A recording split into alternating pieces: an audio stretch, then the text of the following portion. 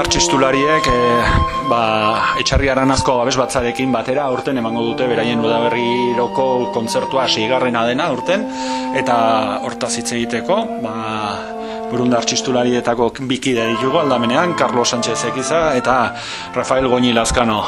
Gabon. Baita zurira, loro. Gabon, bai. Bueno, 6. kontzertua, eta 6. kontzertuak Gabiga Iga izena hartu du, eta unei horrek kanta ezaun bete ekartzen dut gogoa, Mikel Laboana ez dakit. Hori Euskal Herrien zera gizaseme gutxi izanen ditu, hori ez duen ezagutzen, eta nola sartzen zane repertorioan, eta azkeneko kantak ingo diagu, pankarta o kartelaren dako egokikena iruditu zizaigula. Horrekin itxi, baina normalean orain arteko 5 kontzertutan erdiarotik gaur egunera arteko repertorioa landu dezu, ez dakit honetan.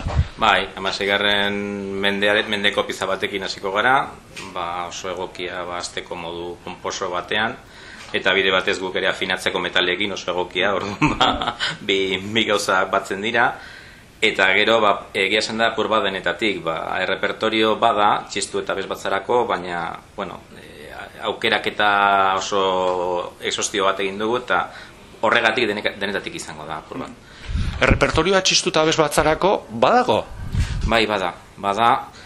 Beste gauza bat da ongi egin izatea, eta hori kasu honetan horregatik egin dugu aukeraketa, eta espero dugu ongi ateratzea alde horretatik. Zu, Carlos, batzutan moldatzen egoten, zara piezak ez dakit oraingoan ere?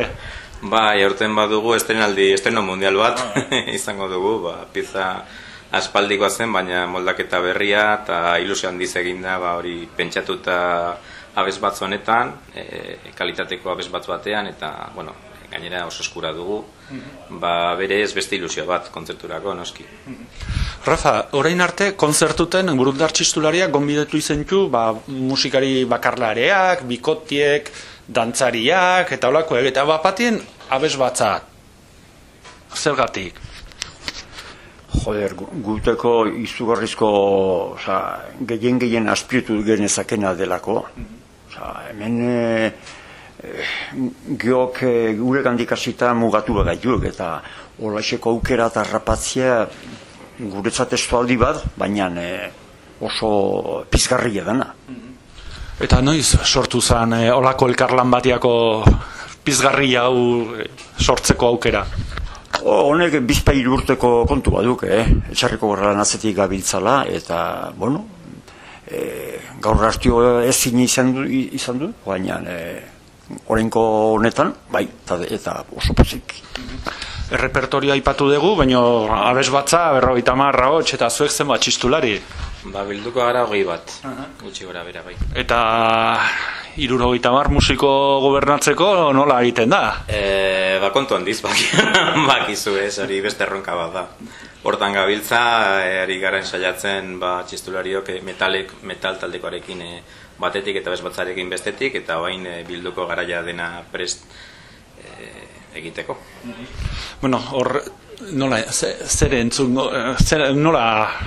nolakoa da esperientzia hori, ez? Txistu banda bat, 20 txistulari, abes batza bat aldemanean nola entzun, ze soinu atiatzen da horrek?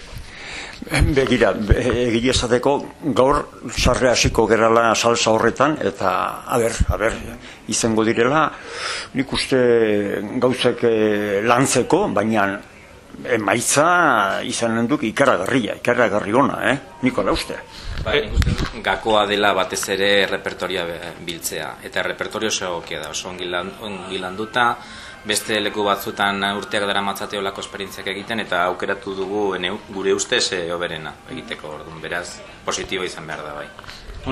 Eta entzuleak orduan burua zabalik, belarriak zabalik, eta zertara etorri beharko, espiritu horrekin etorri beharko du, ezta? Hombre, espero gure bai, arrakasta nola bai esateko izatea, horrelako esfuerzo bategin gure aldetik eta erantzunik espalego, esaten duk, zertan gabiltza.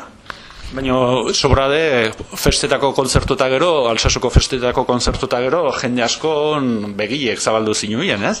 Bueno, oen gehiago, gehiago irekiko dira, bai.